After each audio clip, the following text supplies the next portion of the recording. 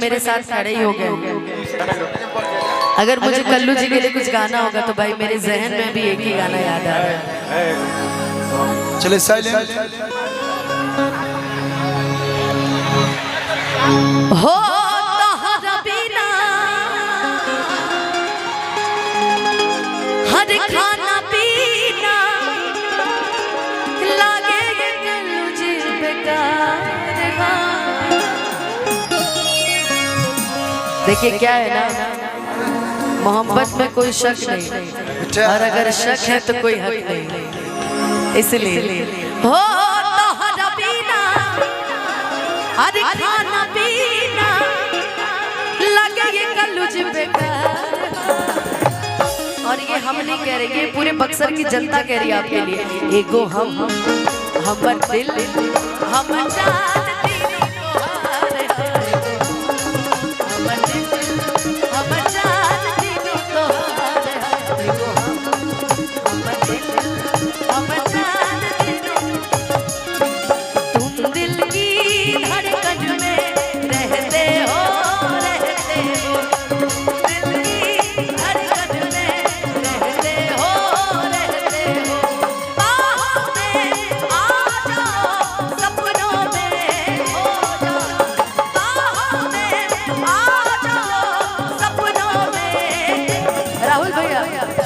ये लाइन से गवाऊं एक बार जरा आप लोग भी गा दीजिए हमारे कल्लू जी के लिए। तुम दिल की ए गोलू थोड़ा पब्लिक को भी सुना जाए। तुम दिल की रहते हो बाहों में सपनों में। अब जरा इंस्ट्रूमेंट के साथ मिलके सभी गाएंगे क्या? तुम दिल की धड़कन में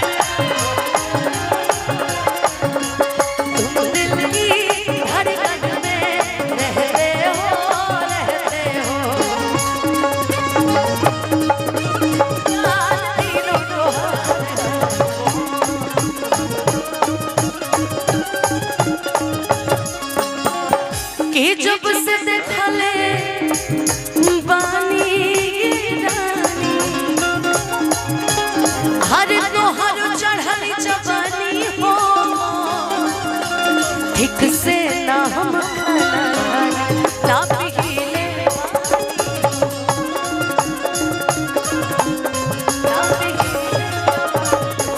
ठीक से ना हम ना पिघले कि जब से देखले बानी रानी तोहरी चढ़ल जवानी हो। इस लाइन को साइड करते हैं, इसके बाद की लाइन इनके लिए कि ठीक से ना हम खाना खाने ना पीले पानी हो तूनो मेरा तोहर फेरा दिल हमर बेकरार। लेकिन जब हम कल्लू जी से नहीं मिले थे ना कभी भी ऐसे कार्यक्रम में या इंडस्ट्री में जब हम नहीं आए थे तो हम गाते थे आपके लिए सपने में। छोटी होता रहता है, छोटे छोटे शहर बड़े बड़े शहर में छोटी छोटी चीजें होती रहती है। जब हम कल्लू जी से नहीं मिले थे तो पता है कौन सा गाना गाते थे कि जिस दिन तुमको देखेगी नजर जाने दिल पे होगा क्या असर। रखेंगे तुमको निगाहों में भर लेंगे तुम्हें बाहों में जुल्फों को हम सुलझाएंगे इश्क में दुनिया भुलाएंगे। तुम सा नहीं है कोई प्यारा सनम भैया। अच्छा एक सेकंड नेक्स्ट सेकंड सॉरी रोक रहे हैं आपको। विकास जी बताइए। नहीं है कोई प्यारा सनम प्यारा सनम सोचेंगे तुम्हें प्यार करके नहीं ये दिल बेकरार करके नहीं।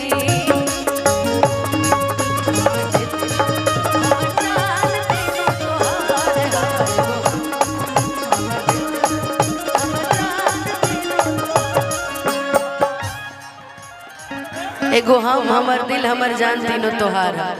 अब तो पीछे करिए। और बहुत बहुत धन्यवाद अनुपमा यादव जी, आप हमारे बक्सर में आई, इस विवाह महोत्सव में आके आपने 4 चांद लगा दिया। अब बिल्कुल देरी नहीं। अनुपमा जी के माइक दी ना। अरे भाई बघवा के बाघ जिला, ये बक्सर की आवाज ऐसे ना, एक बार ऐसा तनी हाला करके ताली बजाओ ना। हां भैया, अनुपमा जी के भी लागे कि कलाकार की गांव में आयल बनी, कलाकार के जिला शहर में आयल बनी। चलिए बहुत बहुत स्वागत Anupama Yadav ji. Hello hello hello और बढ़ाई ना भैया। Hello hello hello hello hello hello hello hello hello hello hello hello hello hello hello Anupama जी, एक चीज के लिए मैं आपको धन्यवाद देता हूं। 2-3 दिन से सोशल मीडिया पर देख रहा था मैं, आज बेटियों की शादी है, मैं इसलिए धन्यवाद देना चाहता हूं कि मौकाए वारदात पर अपने सम्मान के लिए जो बेटी लड़ जाए वही असली भोजपुरी की बेटी है। इस बेटी के लिए ताली बजानी चाहिए, पूरे सदन से ताली बजानी। ये बहुत बढ़िया लगा। और आज इस विवाह महोत्सव में आप निमंत्रण पर आई है, तो मैं चाहता हूं कि अगले साल आपका भी विवाह महोत्सव हो, इसमें हम लोग सारे लोग बाराती चलेंगे। चलेंगे ना? चलेंगे ना? Thank you thank you. इतना टोके देते हैं कि ब्याह नहीं हो रहा है। सबसे पहले बक्सर किला मैदान, बक्सर की पावन पवित्र भूमि पर जे भी उपस्थित बानी सभी के बहुत बहुत प्रणाम और सदैव आशीर्वाद की कामना रही। सामूहिक विवाह कार्यक्रम में आज सबसे पहले तो कल्लू जी के बहुत बहुत धन्यवाद देवल चाहो, आशु बाबा के, साथ ही साथ ओम जी यादव जी के नाम याद रखने को पड़े।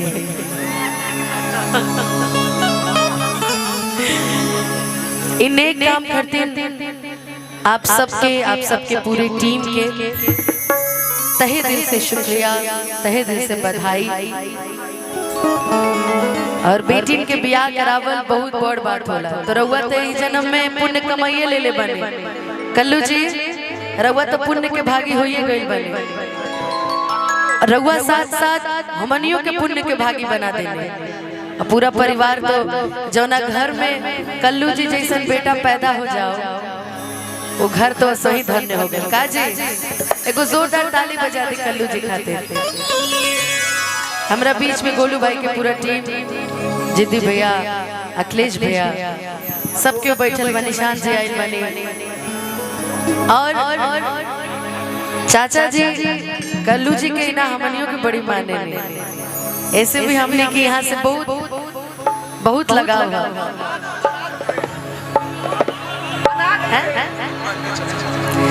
चाचा जी कहने की अगर कल्लू जैसे मेरे लिए वैसे आप भी मेरे लिए, तो गुड्डू चाचा सदैव हमने के मानी ला, आजीवन ऐसा ही मानत रहे, प्यार आशीर्वाद दुलार देते रहे। बाकी हम चाहे पर प्रेम से बोली सच्चे दरबार की। ओम नमः पार्वती पते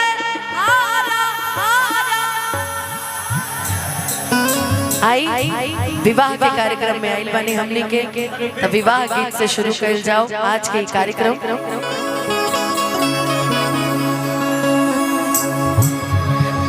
सबके जहाँ जहाँ बा हुई जैसे आशीर्वाद देवे के बा पूरा जोड़ा के सब कलाकार के। राहुल भैया किया जो मिथिला नगरिया निहाल सखिया, किया जो मिथिला नगरिया निहाल सखिया, कि चारों दूल्हा में बड़का कमाल सखिया, चारों दूल्हा में बड़का कमाल सखिया, आजो मिथिला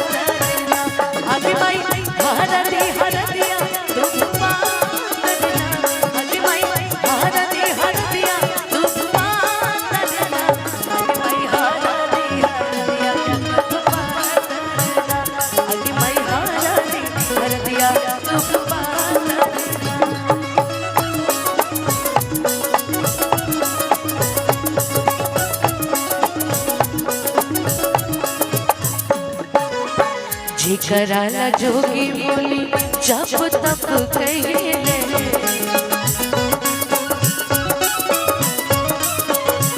से मोर मिथिला में पाहुन बन के गईले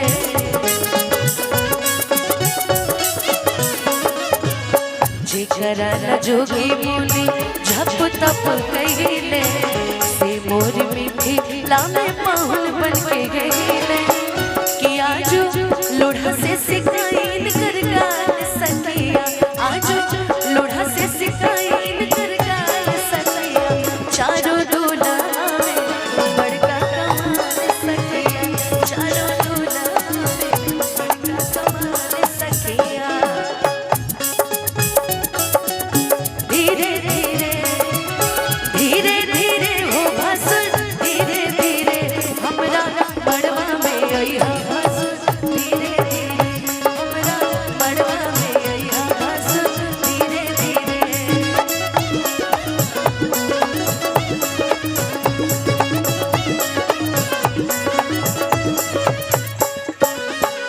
और एक गीत एगो बड़ा सुंदर लाइन जोड़े जोड़े कुड़िया जोड़े रे जान दे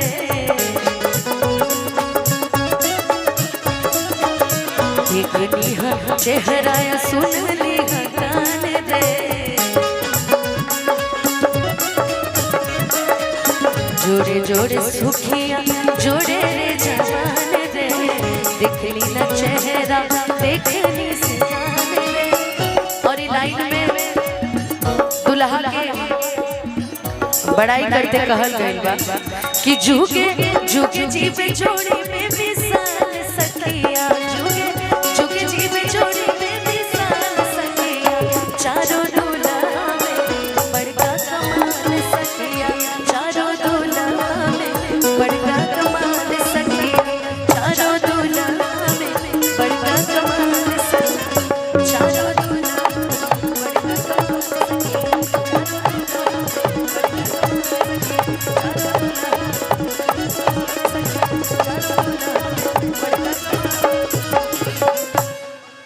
कि चारों दूल्हा में